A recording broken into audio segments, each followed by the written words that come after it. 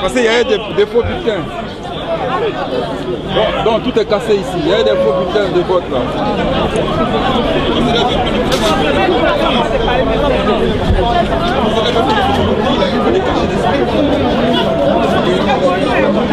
J'ai gardé des souvenirs pour mes enfants.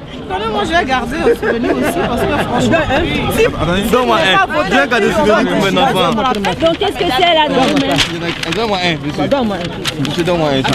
On peut en avoir pour illustrer l'image. Voilà, avec le sticker. Voilà, donne un à ma soeur. Et donc là, ça c'est quoi? C'est les listes là. D'accord? Que vous avez retrouvé à l'intérieur. Oui, c'est beaucoup. Madame, moi il y a une liste qui est signée ici. Il y a des listes aussi qui sont signées. Hein. C'est ça qui est important. Non, ça... oui, mais c'est pareil, il y a les stickers dessus. C'est pareil. Voilà original. Écoute-moi, voilà original. Ça c'est l'original. Voilà original. L'original de quoi? Voilà, l'original pour les bulletins de vote. Bulletin de vote, c'est l'original ça. C'est l'original. Attends, je vais vous retourner ça. Voilà l'original. Hein? Et maintenant je vous montre la photocopie. Maintenant que l'ambassade a fait. Voilà ça. Vous voyez? Et derrière avec le tampon, avec le cachet de l'ambassade. Avec le cachet de l'ambassade. Voilà. Voilà. Donc voilà. Vous avez vu la tricherie. Voilà. Regardez, je vous montre les deux. Regarde, le derrière des deux. Voilà le dos des deux. La différence. Ça c'est l'original. Et ça c'est la photocopie. Ouais. Voilà. Vous avez vu? Voilà, avec le cachet, je précise, avec le cachet de l'ambassadeur. Voilà, donc voilà ça, l'original et la photocopie. Vous pouvez me filmer, moi je n'ai pas peur. Vous pouvez me filmer pour mettre dessus, moi je n'ai pas peur. Voilà, pas de problème. Moi tu peux me filmer. Non, et comment ça va? Donc qu'est-ce qui s'est passé exactement? Ce matin, les gens sont arrivés pour voter. On est venu pour voter. On a attendu depuis, on était du côté du Champigny, on attendait depuis 6h30. On attendait des urnes pour pouvoir voter et on n'a pas pu voter. Et depuis, à ce qui paraît, arrivé ici, les caisses étaient déjà pleines avec des signatures des gens qui étaient déjà faits. Donc voilà. Et donc les urnes ont été cassées et on a vu la supercherie. Donc voilà, je vous montre l'original et la photocopie. Voilà, voilà comment ils sont. Merci. C'est ça la démocratie en Côte d'Ivoire. Merci. Donc a priori, il n'y aura plus de vote à Paris. Bah, logiquement. Si on n'a pas voté. Si on n'a pas voté. S'il vous plaît. Si on n'a pas voté. Vous avez vu qu'ils ont déjà coché. Mais parce qu'à Bagneux, on a déjà commencé à voter à Bagneux. Vous avez vu qu'ils ont déjà coché pour Laurent Gbagbo? Vous avez vu ça? C'est ça ils appellent la démocratie? C'est du vol ça. Attendez, et en plus, regardez l'arrière. Avec le cachet de l'ambassade de la Côte d'Ivoire en plus. Vous avez vu ça? Vous avez vu que c'est du vol? Et c'est ça on dit que ouais, la démocratie, la démocratie. Des bandes de tricheurs. Hein? Comme ils veulent qu'on avance. Comme ils veulent qu'on avance avec ce pays-là. Avec ça. C'est pas normal. Il est temps que le RHDP prenne le pouvoir maintenant. Donc qu'est-ce qui va se passer pour les élections à Paris? Non, à Paris, les élections, ça y est, c'est fini, c'est mort. Peut-être que dans les autres pays en Europe, d'accord.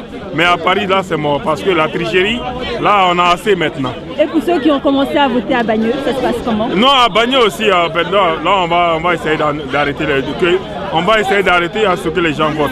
Parce que c'est pas la peine.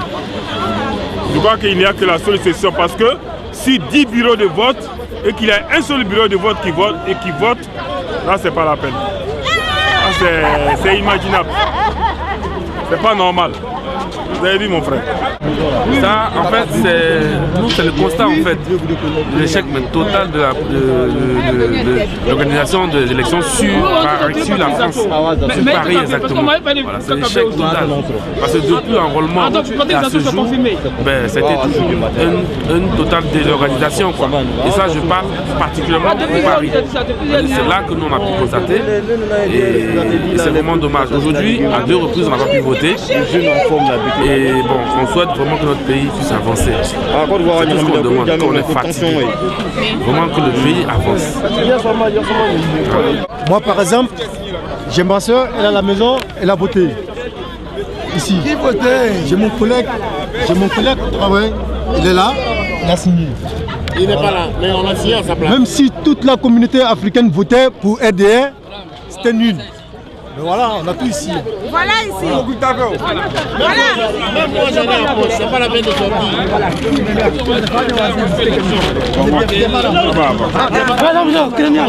C'est vous qui avez démasqué la grande fraude. Au fait, j'étais assesseur au bureau 27 à Juvisy et donc on nous a dit de partir sur les lieux. Et dès que je voulais sortir, les jeunes ont pris mes documents pour les déchirer et pour casser tout.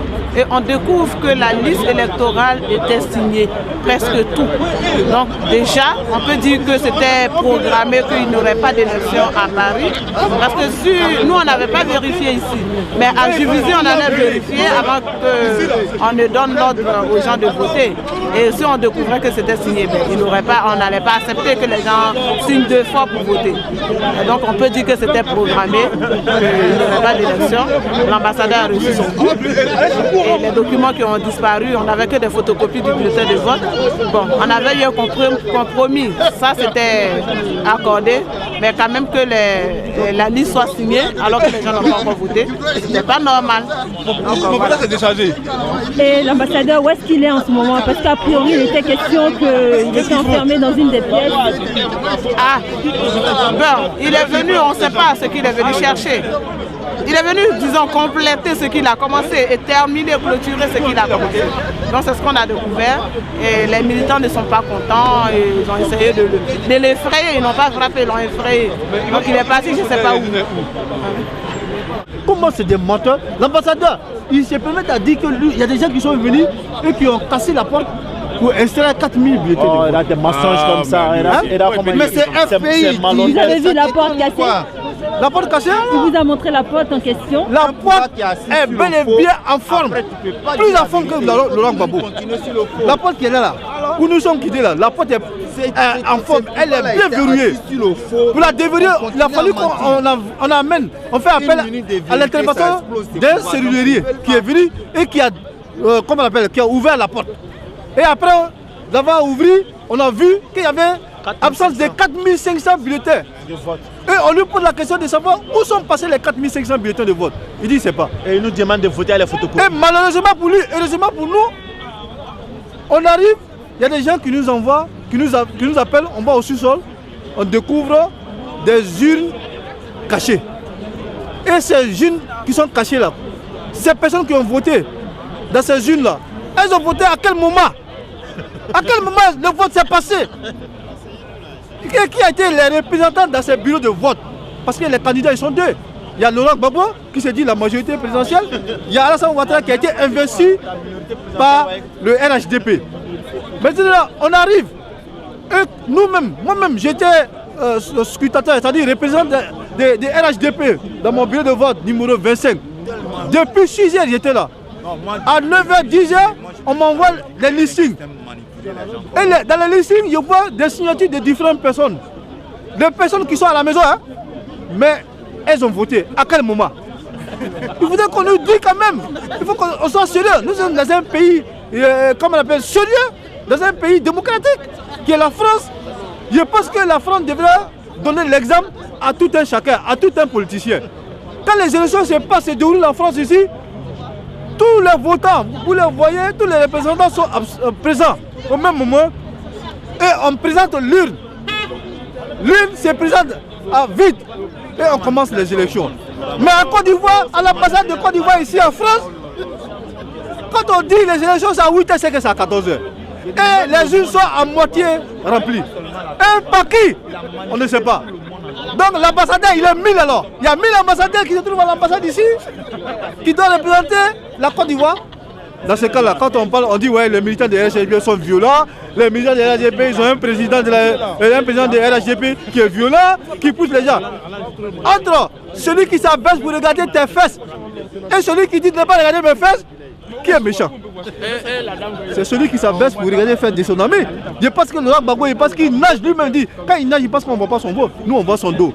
Et c'est lui qui va partir. A priori, il n'y aura pas de vote à Paris cette année. des urnes auraient été découvertes avec des bulletins déjà signés à l'intérieur.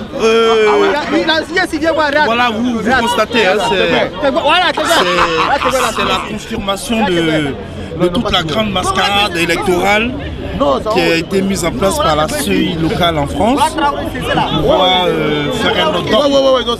Mais heureusement, par la vigilance de nos militants et par l'opiniâtreté de nos leaders, on a pu démasquer cette mascarade. Comment vous avez su qu'il y avait des bulletins, des urnes déjà pleins? Parce que déjà il était question de 400 bulletins qui s'étaient volatilisés. Tout à fait. En fait, déjà sur cette question, vous devez savoir qu'au deuxième tour, on a entrepris une large formation de nos scrutateurs pour qu'ils veillent sur tout le matériel électoral et tous les documents électoraux. Et je crois que sur ce plan, ils ont été extrêmement vigilants. Lorsqu'ils sont arrivés, ils ont veillé à ce que tous les bulletins et les urnes soient vidés, ressassés partout. Et c'est là qu'ils ont découvert. C'est là qu'ils ont découvert effectivement. Non, c'est pour la presse en fait. C'est pour la presse. Parce que si vous prenez ça pour aller à la maison, on ne va pas avoir preuve. Voilà lui, t'as vu? Voilà, il a signé. Donc voilà, vous voyez, c'est la preuve. Il y a 7 personnes pour l'instant. Elle est chez elle à la maison. Mais il se trouve que la personne a signé, donc la personne a voté. Donc vous comprenez. De toute façon, nous savons que ça rentre dans une grande stratégie de hold-up électoral qui est organisé depuis Abidjan. Mais nous on avait démasqué à Paris et à Abidjan, nous comptons sur nos responsables à Abidjan pour démasquer ce hold-up électoral. Mais en tout état de cause, lorsque vous faites 10 ans au pouvoir, que vous venez au premier tour avec 38%, c'est que vous avez 62% de la population ivoirienne qui vous désavoue. Donc ce deuxième tour, l'élection est déjà faite, mais c'est la victoire du docteur Alassane Ouattara qui va être annoncée demain soir. Ce soir à 22h. Dans le cas contraire, cette fois-ci le pouvoir sera dans la rue, mais cette fois-ci pour de bon. Et les Ivoiriens sont prêts, dans la grande majorité, à 62%, à aller chercher ce pouvoir dans la rue. Peu importe les personnes qui se dresseront devant nous, nous allons marcher sur leur corps. Je vous remercie. Vraisemblablement, on peut alors dire que les élections à Paris, c'est fini. Le deuxième tour des élections à Paris, pour aujourd'hui, c'est fini. Ah oui, ça je peux vous rassurer, en Ile-de-France, tous les secteurs, tous les lieux de vote qui ont été identifiés sont actuellement sous le contrôle du RHDP contre la fraude du FPI. Actuellement, mes amis sont sur le terrain, ils sont en train de faire un travail et on va empêcher en Ile-de-France que les élections soient validées par tous les moyens. Ça a commencé au boulevard Suchet, à Bagneux, ça a été fait, à Juvisy, à Courbevoie, à Sevran et à Champigny. En tout cas, tous les lieux sont sous contrôle. On ne peut pas accepter qu'en Ile-de-France, on vole la victoire du candidat du RHDP. Sur ce point, je peux vous rassurer. Merci. Une vote historique aujourd'hui en Côte d'Ivoire. Nous, les Ivoiriens de France, qui ne pourrons pas donner notre voix, demain on va dire quoi à nos enfants? On dira quoi à nos enfants demain qu'on n'a pas pu voter pour un changement en Côte d'Ivoire? C'est décevant. Aujourd'hui, nous demandons au peuple ivoirien en Côte d'Ivoire de faire barrage à cette mascarade, à ce genre de fraude. Le pays ne peut pas avancer dans ce cas-là. Aujourd'hui, on voit que la majorité présidentielle ne sont pas prêts pour assumer les destinées de la Côte d'Ivoire. Comme ils ne sont pas prêts, ils sont prêts à tout faire et par fraude, par n'importe quoi pour arriver à leur fin et arriver au pouvoir. Nous demandons à nos frères et sœurs qu'il n'y a pas de religion, il n'y a pas d'ethnie, de se lever contre cette mascarade pour que le pays avance, pour qu'il y ait un bon changement pour la Côte d'Ivoire. Je vous en remercie. Avec des faux bulletins de vote. Ouais, avec le cachet de l'ambassade. Vous voyez là? Non, si on est derrière moi. Vous avez vu? Voilà. Gbagbo, tu nous auras pas 2 fois. 2 fois, tu nous auras pas, jamais. Tu vois, avec le cachet de l'ambassade derrière, vous voyez bien le cachet de l'ambassade de Côte d'Ivoire. Cette fois-ci, c'est la mort de Laurent Gbagbo. Des personnes, cette fois-ci, c'est des fantômes ont voté. On va enterrer Laurent Gbagbo. Vous croyez que nous sommes des imbéciles? Mais Gbagbo, tu auras le RHDP sur ton chemin. C'est la résistance. Boulevard Suchet, Victor Hugo. On va tout bloquer. La résistance à partir de ce soir. Babo, au revoir Laurent Gbagbo, au revoir, qui nous fout le cas, Laurent Gbagbo. On est fatigué.